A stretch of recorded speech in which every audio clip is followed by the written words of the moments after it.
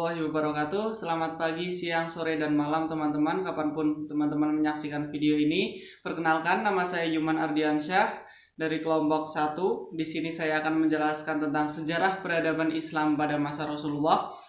Sejarah peradaban Islam pada masa Rasulullah tentunya sangat panjang. Munculnya Islam di negeri Arab sangatlah membuat kesan yang berbeda. Berbedanya apa? Karena Islam adalah agama yang membawa ketentraman, agama yang membawa keadilan, dan agama yang tidak membeda-bedakan pada masa itu. Jadi sejarah peradaban Islam pada masa Rasulullah itu dibagi menjadi dua fase. Yang pertama adalah fase Mekah dan yang kedua adalah fase Madinah.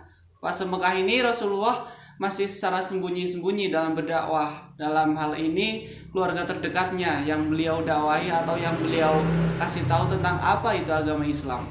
Terus dalam fase Mekah itu ada 3 bagian. Yang pertama secara sembunyi-sembunyi, yang kedua secara terang-terangan. Nah, secara terang-terangan ini Rasulullah mulai terbuka berdakwah kepada seluruh bangsa Arab. Dakwahnya tidak hanya menyerukan tentang Islam, tapi Rasulullah juga memberi contoh teladan yang baik untuk semuanya, terutama bangsa Arab. Dan yang ketiga, 3 fase yang pertama secara sembunyi-sembunyi, fase yang kedua itu secara terang-terangan, dan yang ketiga itu fase hijrah. Jadi setelah dakwah di negeri Arab dan sudah mulai berkembang, jadi Rasulullah itu mendapat perintah dari Allah untuk berhijrah, tepatnya pindah ke Madinah. Kenapa kok berhijrah? Tentunya untuk memperluas agama Islam itu sendiri. Oke, selanjutnya fase Madinah yang akan dijelaskan oleh teman saya. Terima kasih. Wassalamualaikum warahmatullahi wabarakatuh. Saya Al-Fatihah Azizani 421705 akan melanjutkan materi selanjutnya, yaitu ada fase Madinah, di mana pada fase ini Islam mulai terbentuk secara sempurna, baik dari sistem sosial, politik, bidang militer, dakwah, dan lain-lain. Yang pertama ada hijrah ke Yathrib, di mana Nabi Muhammad SAW di Mekah sebagai Rasul, sedangkan di Madinah beliau sebagai Rasul sekaligus kepala negara. Yang kedua ada pembentukan sistem sosial kemasyarakatan, yaitu pada saat itu peradaban pada masa Rasulullah yang paling dahsyat adalah perubahan sosial, yaitu ada membangun Masjid Nabawi, persaudaraan antar kaum muhajirin dan ansor, ada kesepakatan untuk saling membantu antar kaum muslimin dan non-muslimin. Lalu yang ketiga ada bidang politik, yaitu beliau merumuskan piagam yang berlaku untuk penduduk Yathrib disebut dasar-dasar negara Islam atau Daulah Islamiyah. Lalu yang keempat ada bidang militer.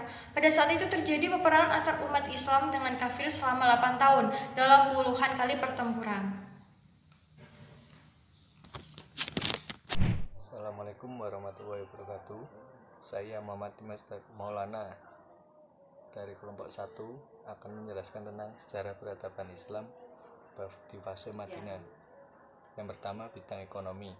Sistem ekonomi Islam diterapkan sebagai negara menerapkan ekonomi yang bebas riba, judi, dan semua transaksi yang bertentangan dengan syariat Islam, baik dalam anggaran pendapatan dan belanja negara maupun aktivitas ekonomi seluruh warga negara.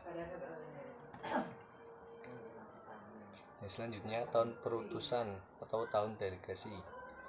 Pada tahun 9 dan 10 Masehi disebut tahun delegasi karena berbagai suku dari pelosok-pelosok Arab mengutus delegasinya sebagai nabi menyatakan diri tunduk. Yang selanjutnya,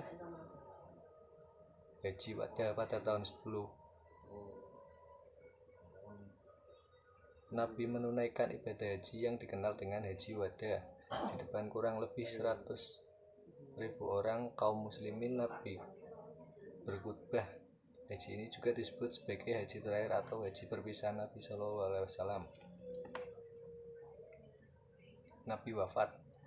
3 bulan setelah Nabi kembali ke Madinah, beliau menderita sakit. Abu Bakar disuruh Nabi mengimami kaum muslimin dalam sholat sebanyak 3 kali. Bila beliau tidak sanggup melakukannya, sakit Nabi itu berlangsung selama 14 hari. Akhirnya beliau menghembuskan nafas terakhir pada hari Senin 12 Rabiul Awal 11 Hijriah dalam usia 63 tahun di rumah istrinya Aisyah.